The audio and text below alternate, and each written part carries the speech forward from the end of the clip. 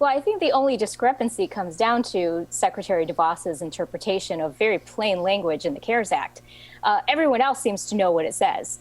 So that is the reason that many states are now suing the U.S. Department of Education and Secretary DeVos specifically, because she tried to essentially change the formula on how you fund Title I schools in the state of Michigan. So just to give you a little bit of background, the CARES Act provided about $390 million to the state of Michigan for our local schools to help with additional costs related to the pandemic.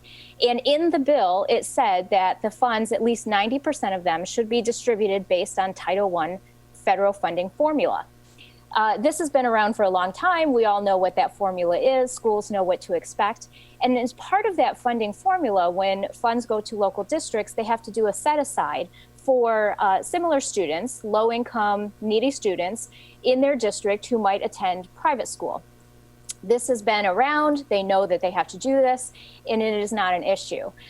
Secretary DeVos decided to change her interpretation of the funding formula and said that for the CARES Act, these schools would have to set aside funding for every student who attends private school within their district. And this would have resulted in millions of dollars being diverted from our local public schools into private schools, based simply on the fact that she decided that this is how the funding formula should work.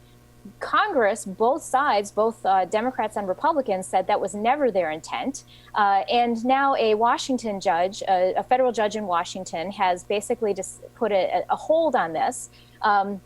There's a little discussion on whether this just applies to the state of Washington or to the country as a whole. But the state of Michigan is part of the lawsuit against Secretary DeVos that has already gone through oral hearings. And we expect the same kind of decision for us as well. At the end of the day, the judge in Washington state basically said that this was, she was creating her own ambiguity within the language that really didn't exist.